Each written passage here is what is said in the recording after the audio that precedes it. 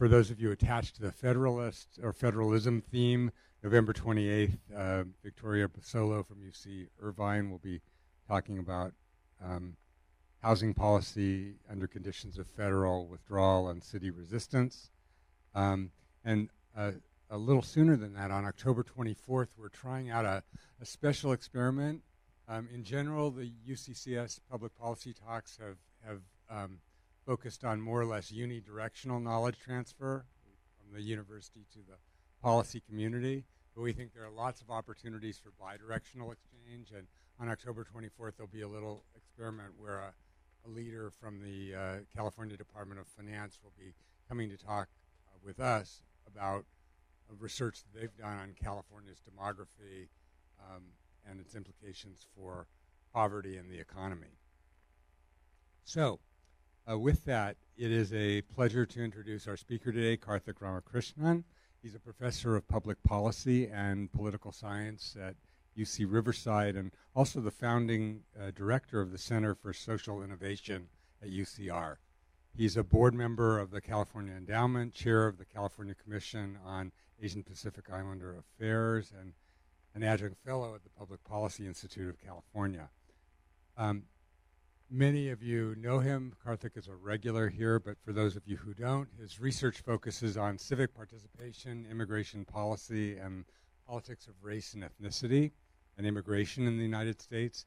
He's published many, many articles and 6 books, including 2 of the latest, Framing Immigrants and The New Immigration Federalism, highly relevant to today. And finally, Karthik is a longstanding supporter and friend of UCCS and a member of the UCCS Advisory Board.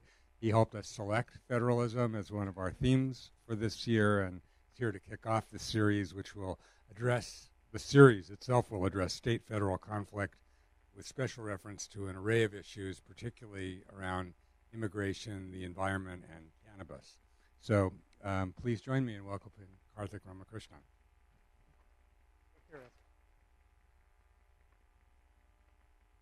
Thank you, Rich, and thank you, everyone. I'm so happy to be here, and I'll be presenting. I'm using federalism and progressive federalism as a launching pad to talk about my latest, my current book project, which is with a former grad student of mine who is now a professor at Arizona State.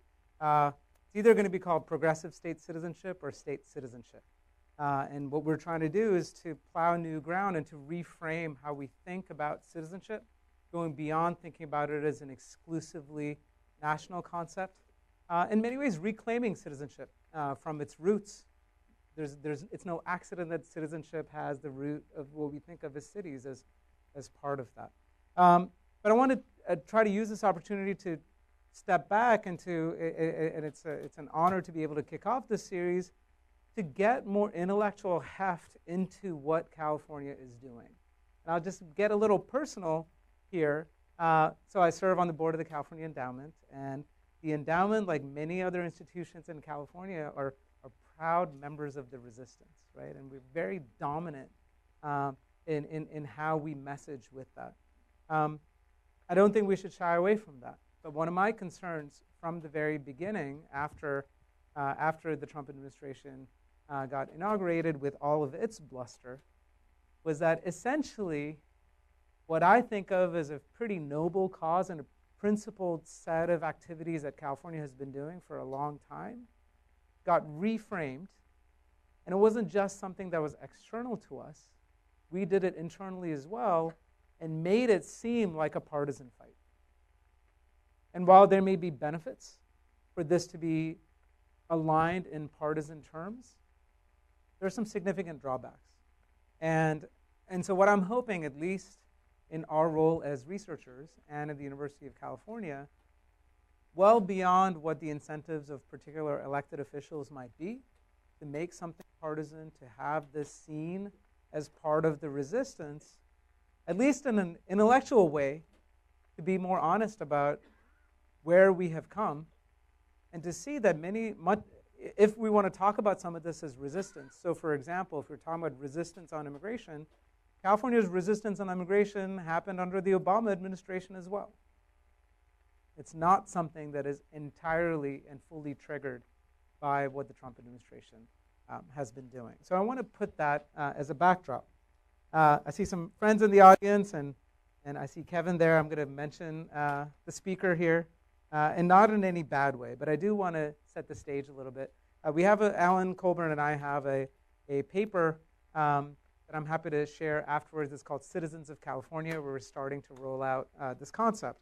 And this is how the paper starts.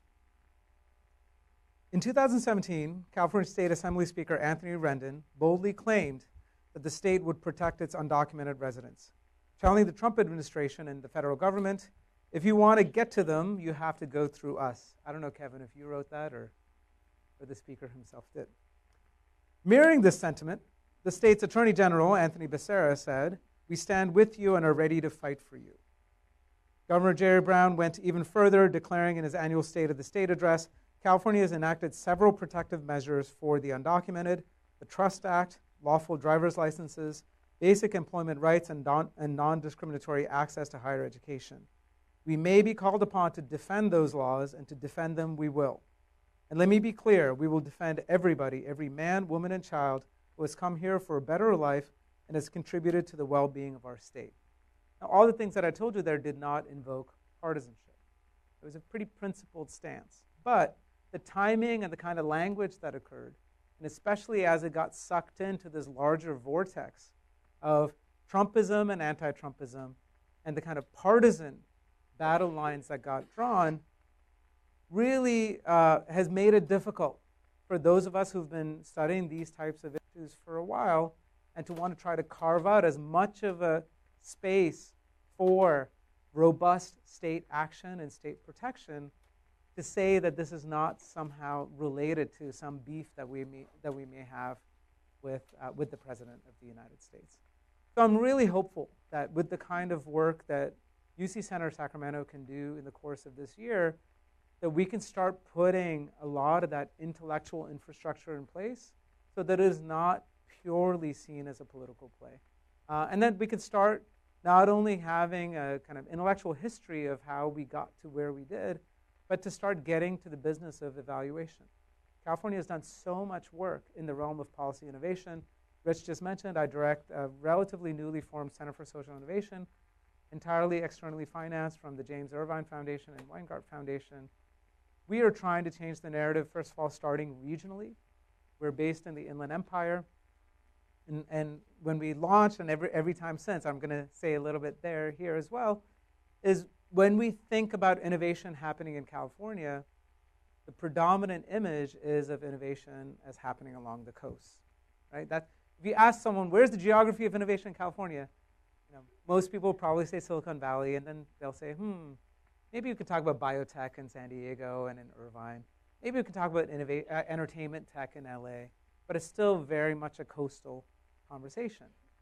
Then you ask them, well, what are the kind of predominant images that come to mind when you think about inland California?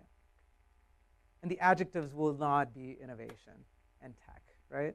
The dominant adjectives that they use are problems, needs, barriers. Well, there's some additional adjectives that I think for people in the room, in the realm of policy, in the realm of philanthropy, that we need to think about. I mean, the future of California is inland. It's already there. That's where the population growth is happening. That's where the housing growth is happening. And yes, that's where innovation is also happening. And so we're so prefigured to thinking about innovation as being isolated in certain pockets that we don't realize the kind of important innovations that are happening in inland California. Some of them are starting to get high profile. So for example, the city of Stockton and what it's doing with its relatively young mayor and what they're doing with universal basic income in terms of the implementation they're doing there. But it goes up and down what I call the spine of California or the backbone of California. That's the kind of imagery that I'd like to think about, like us all to think about. We are that essential to the success of the state and the future of the state. But we should not be thinking of inland California as an afterthought or as an area that is just where problems occur. Sacramento's in a bit of a different spot. I was just talking to some people about trying to change the narrative, and that would also include Sacramento Metro. Now, Sacramento predominantly is known as a seat of political power, but there's also important innovation work happening here as well. What I'm hopeful that we can do with our center, when we launched our center, first of all, we held it outside of UCR in the city of Riverside. But I invited Ashley Swearingen, who is the former mayor of Fresno, now the head of the Central Valley Community Foundation. And we also invited the head of the Orange County Community Foundation to show that we can start building these bridges up and down inland California and really start innovating and start attracting investments. There's some huge opportunities, and I'll get off this part of the soapbox in a second. Huge opportunities, especially if you look at the governor's budget when it comes to census outreach, $90 million there. The California Endowment has pledged $10 million so far on census outreach. It's probably going to do more. I think we're all hopeful that statewide philanthropy will kick in probably another $50 million. And we know that in regions like ours, Riverside, San Bernardino County, 4.5 million residents. If you look at the hard-to-reach populations, we have plenty of them. Now, in addition to these populations, based on their characteristics like limited English proficient, immigrant, disabled, homeless, add to that geographic spread. San Bernardino County is the largest county in terms of geography in the United States. And so there's a lot of work to be done. And thankfully, even though there may be challenges on census like the citizenship question, to see the kind of investment possibilities that are there this time around as opposed to 2010, when we were in the grip of the Great Recession, makes me hopeful. And what I would say is well beyond the talk I'm going to give today, to the extent that there are people in the room that want to help build inland California, from Riverside and Imperial Valley, all the way up to Sacramento and further north, please let me know, because we want to build partnerships up and down the state. But let me go then to the heart of this, which is, and some of these were internal conversations that I had with either board members or people like Daniel Zingali, who has been so involved in the policy debates in Sacramento and in the state for so long, is to see if we can. It's not that we need to make our cause more noble, but I think our cause is noble. It's not just one that is purely partisan and one that's purely political. And certainly there's a lot to be learned in terms of policy history and policy evaluation. So one of the things I'd like, I'll talk for a bit, but I really want to try to open up a space at the end. People who have more expertise on the law, for example. I've done work with law professors, but I don't have a deep understanding of the law. But I think most of what I'm going to say today is constitutionally legit. But if anyone wants to challenge that, I'm happy to learn in this process. But what can we do in terms of policy history and policy evaluation that can build more legitimacy than what exists right now in terms of what California is trying to do? But before I go there, let me talk a little bit about states' rights, right? Actually, I guess the first thing is, when we think about California and California policy, it's not just about resistance. One of the biggest brands coming out of California is Apple, and it's no accident. No matter where they assemble Apple products, it still says that it's designed by Apple in California. So just as we're trying to change the narrative in terms of thinking about inland California as innovative, California has a very strong brand and reputation for innovation. So instead of, and it's not an either or. It's not to say that let's dump this frame of resistance and move entirely into the frame of innovation, but let's not ignore the kind of innovations that are happening.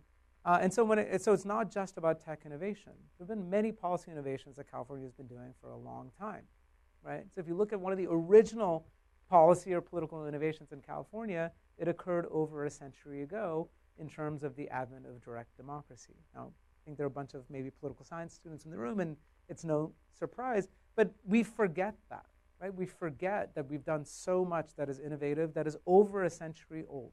It is not just something that is a 1980s phenomenon or a post-2000 phenomenon. On the environment, right, when it comes to air quality protection and California's work on clean air, it predates the federal government, and that's why we have the kind of carve-out and exception. Hopefully that remains in terms of what California is able to do. In terms of labor protections, where California is with respect to the rest of the country, And then finally, in terms of immigration policy, this touches a lot on the work that I have done and I'm continuing to do. But there are many instances of how we can talk about what California does as policy innovation and not just resistance to the federal government. I get a fair amount of news coverage for various work that I do, but I think this is one of my proudest moments. To be able to, and it's not like they attribute it entirely to me on the front page, but to be able to have something on the front page of the LA Times with this notion of state citizenship, I think that's pretty cool. And it's something that I think is not just a matter of PR and spin. And I'll go dig deeper into what this notion of state citizenship might be, but that's the kind of thing in which we are not simply talking about what we do in relation to the federal government, that we have a strong sense of who we are, what our values are. In many ways, I would say what California is doing is fulfilling the promise of what it should have been doing all along. And it's not always a pleasant story. From its founding, especially with respect to race and immigration, California was a pioneer in the other direction. It was a pioneer in doing about as many nasty things as it could do, especially to Asian immigrants, and really pushed the federal government along to pass the Chinese Exclusion Act in 1882. So in many ways, it's taken us about 150 years, but we're finally in the kind of place where we can start reinscribing what our values are, at least what they always should have been, and to have a very robust sense of what it means to be a Californian, well beyond what it means to be an American, and yes, I'll say what it means to be a California citizen, beyond what it means to be an American citizen. Now, when it comes to federalism, progressives have been very skeptical about it. And even now, when I talk about how we need to just basically embrace states' rights, right? Take the conservatives at their principles and try to turn it on them, there's a lot of anxiety. And the reason there's a lot of anxiety is that when people think about states' rights, the legacy of the civil rights movement is still very, very strong.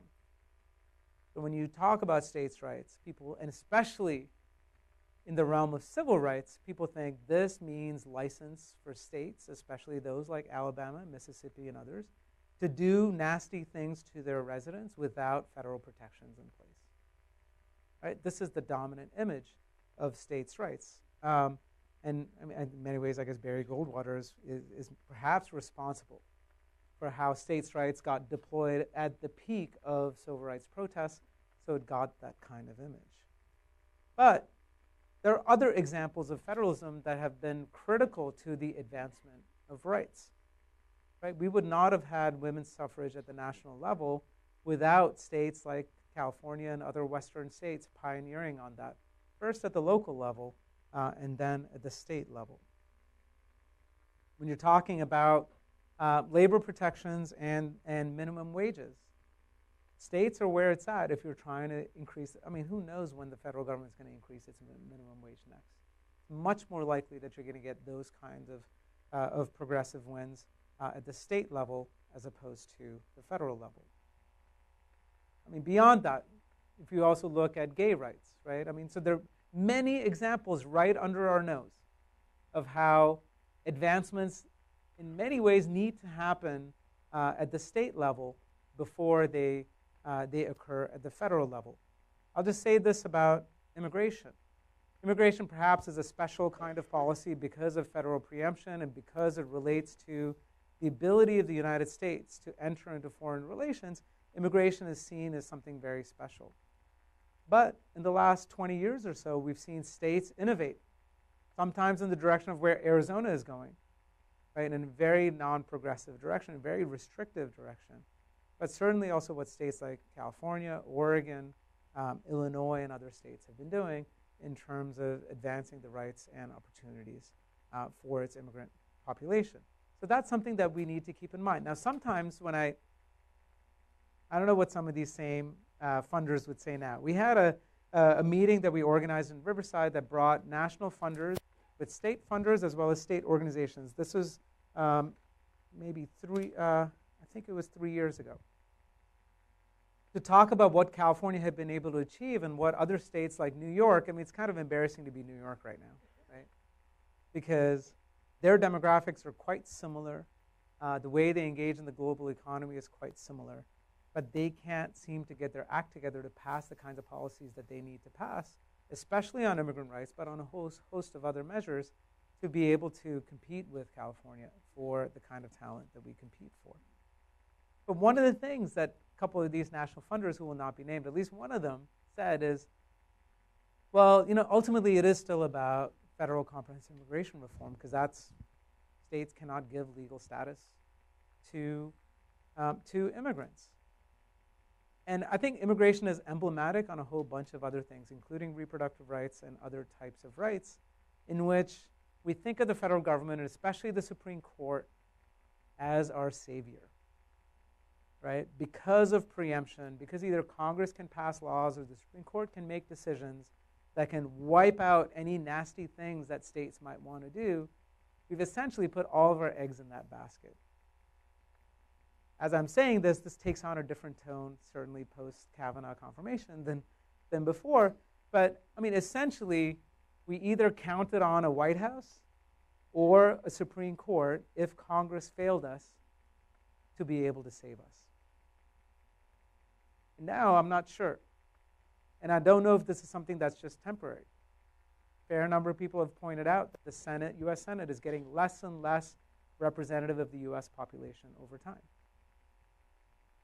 So unless we're talking about secession, which we know is not going to happen, maybe there are people here who do think there's a viable path for secession. The only other viable framework, and we see this from divided societies elsewhere, is to increase federalism, to start devolving power down to the states. Now, some of that will mean that we cannot control what happens in Texas and what happens in Alabama and what happens in Mississippi. But in our zeal to make sure that we're trying to protect everyone everywhere, we also invite the possibility that the federal government, with its preemptive power, wipes out many of the gains that we have done here. I'm not saying that this is easy work, to say that we need to embrace states' rights and the ability of states to define membership in a robust way, but we should not be shying away from it. We should not be holding on to what I think is an increasingly outdated and ultimately unhelpful notion of states' rights that prevents us from innovating, that prevents us from making progress. I'll just give a shout. I guess so. This is work that builds on my prior work. So the new Immigration Federalism came out in 2015. It's not totally outdated, but I would encourage you to look at that. We talk about the growth of state governments and local governments as important actors in immigration policy, first in a restrictive direction and then in a progressive direction. And essentially, you've had this framework where you have federal legislative inaction, and it's not by accident, especially when it came to comprehensive immigration reform. You had conservative activists that were playing a two-level game, trying to kill federal reform at the national level to then be able to turn around and say, see, Congress is not doing its job, and therefore we need to pass all of these laws at the local level. Over time, progressive learned how to use that rhetoric to their own advantage, and especially in California. And California started doing it very early with its own version of the so-called State Dream Acts, right? In I think it's either 2001 or 2002. There was a lull period. Some of it is related to partisanship and who happened to be governor at the time during the 2000s. But a lot of it was about capacity building of the nonprofit sector and the advocacy sector. Part of it was the growth and strength of the Latino caucus. To their credit, they've really owned the issue of immigration, even though we know that right now there are more Asian immigrants coming into California than Latino immigrants. Undocumented Asians are numerous and growing really fast. But I will give credit to the Latino caucus for the kind of leadership that they have exercised. I don't want to throw members of the API Legislative Caucus under the bus. We have people like Rob Bonta and others who've also done important work on immigrant rights. But it meant building the kind of nonprofit capacity and political capacity within California, both within the legislature and outside the legislature, and to have a governor who changed his mind over time. Right? We talk about it a little bit in that book, but we dig into that much more in this book that's being written right now. We're under contract with Cambridge University Press, and it was just really great to be able to take a step back at the history of California. Some of it is earlier history, but some of it is just what Jerry Brown looked like 6 years ago versus what he looks like now, or even 2 years ago when it came to signing progressive legislation, especially on immigrant rights. So this is our work on state citizenship, and like I said before, we've been working on this for quite a while. One thing you can see is we have a publication series called Policy Matters at UCR, and you can see the bones of that argument that we're adding flesh to in the course of writing this book. Key takeaways when it comes to our work on state citizenship. We argue that the U.S. is entering a new era of progressive state citizenship. It had some prior eras of progressive state citizenship. You know, when people talk about how San Francisco is so crazy that they voted to allow non-citizens to vote in school board elections, well, you had many states from the mid-1800s through the early 1900s that allowed non-citizens to vote, including for federal offices like members of Congress. So we think we're so great now, but we've done a lot more when it comes to advancing the rights of, actually I'll just say not even non-citizens, non-federal citizens, because we believe that state citizenship is a thing. We argue that California is leading the way. We argue that we can indeed speak of state citizenship, that we're not just, speaking of marijuana, we're not just smoking here, like there's actually something concrete going on. And the process helps address this classic debate at the federal level, whether you need to have comprehensive immigration reform or piecemeal. By the way, in many ways, California did piecemeal immigration reform, and it's worked. Even though people say that comprehensive is the ultimate prize and you cannot break apart the grand bargain, what California did was not piecemeal that was random or haphazard. It was piecemeal in a way that it kept advancing the ball when it came to advancing immigrant rights. And what they did was they did some of the easy stuff first to then be able to attack more difficult topics when it came to immigrant rights. And it's not to say that we've achieved all that is possible. There's still a lot of room to grow. But it's really encouraging to see what California did. And what we argue in our book is that 2014, right, so before the Trump administration, 2014 was the tipping point, especially when California passed laws on driver's licenses, important worker protections, and a variant of state sanctuary that preceded SB 54 that made it possible for us to talk about state citizenship. This is an outline of our book. We introduce notions of progressive federalism. We go into a systematic conceptualization of citizenship. And then we talk about California. California truly did go from the worst to the first. It took us about 150 years to do it in terms of advancing immigrant rights and to build a robust version of progressive state citizenship. We talk about state citizenship, and APD is American Political Development. It's essentially what people in political science do when they do historical institutional work to trace policies over time. And then we look at other states. We also look at what we can learn from the immigrant rights example to look at other aspects of state citizenship as it relates to disability rights, as it relates to LGBT rights, and also as it relates to the rights of people of color, including African Americans, certainly from the Jim Crow period, but accelerating to today. So I'll just say a little bit about our conceptual chapter. One is, what is state citizenship? What is citizenship, first of all? And then what is state citizenship? And is this just a fancy word of talking about residency benefits? Maybe someone concludes that after all this. Man, you just built all this really fancy infrastructure. What you're talking about is state benefits. These aren't rights.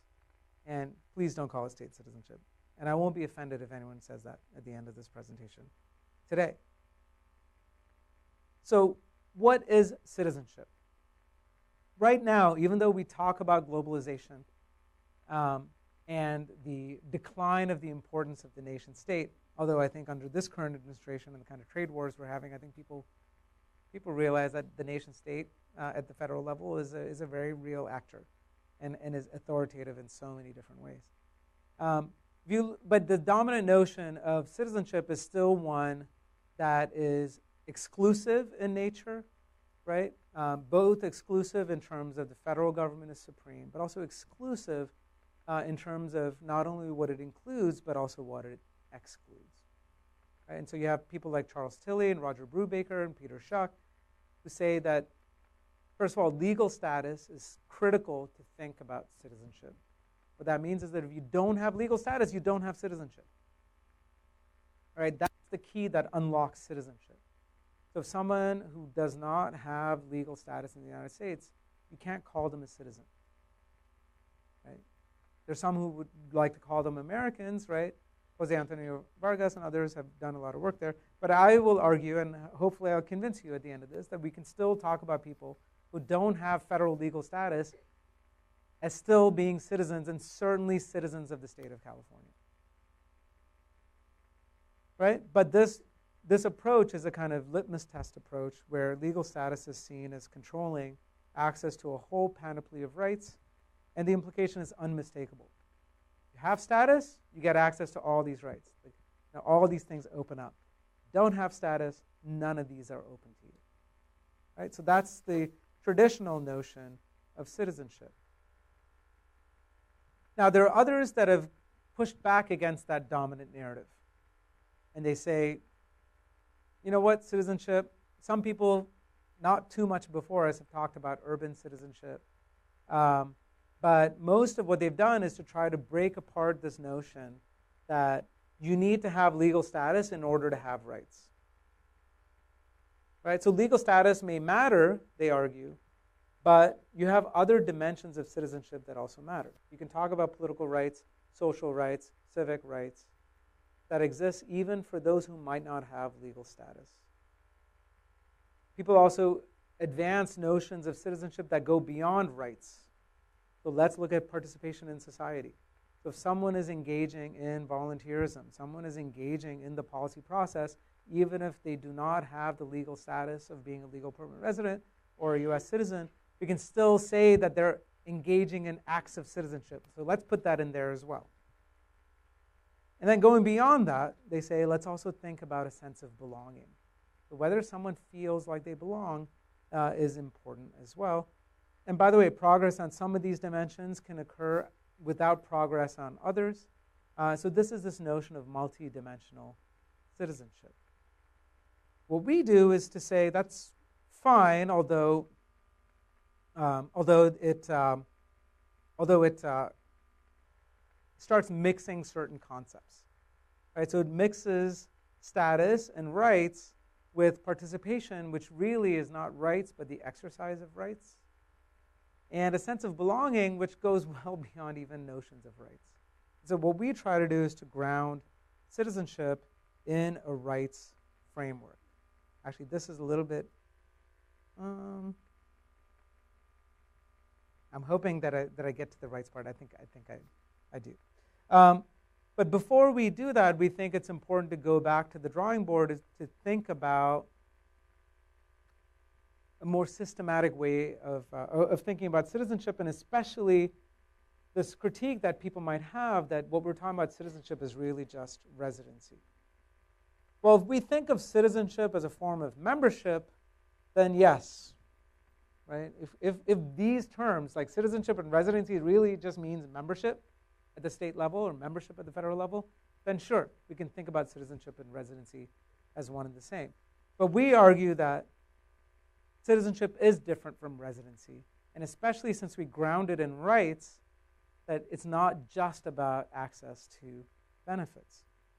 Some people would argue that what we talk about as citizenship is actually semi-citizenship, but we actually think those are two separate concepts.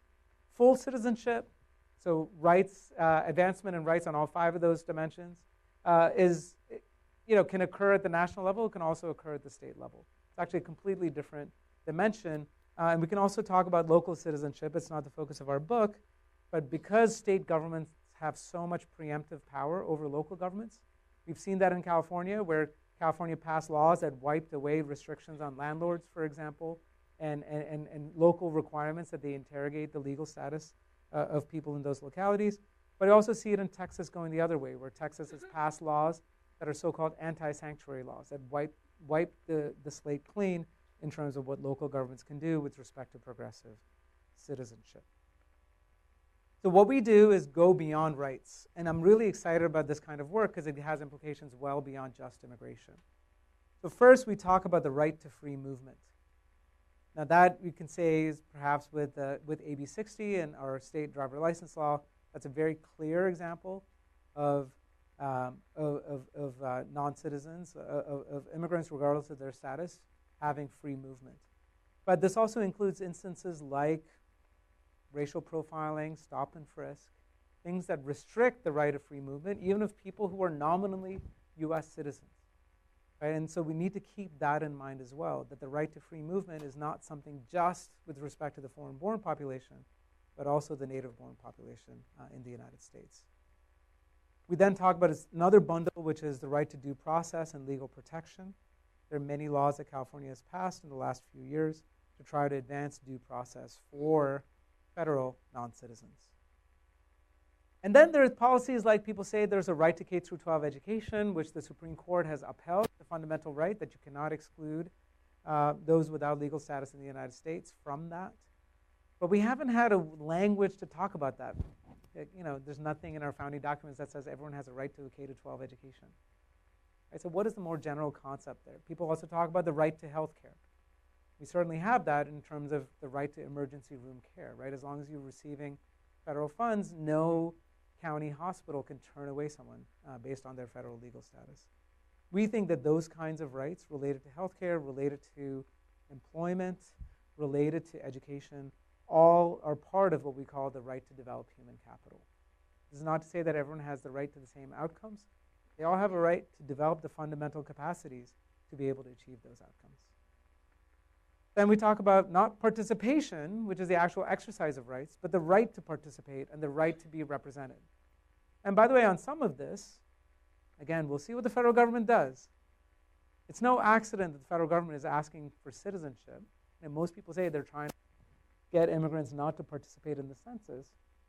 But there was actually a Supreme Court case that occurred a couple of years ago where the Supreme Court said, well, we don't have good enough data of non-citizens at the local level because it's not collected in the census. It's collected in the American Community Survey. So you can't try to draw local districts to exclude non-citizens. They didn't address the question of whether it should be one person, one vote, or I'll keep adding federal citizen, one vote. But that's essentially, they punted on that question. So those are the stakes, well beyond having an undercount, is to fundamentally rewrite our long-established rules on how we draw representation and equality in representation. But right now, that exists, right? So those without legal status do have a right to be represented. That is not just implicit, it's very explicit in the way that we conduct policy on apportionment right now. And then finally, the right to identify and belong.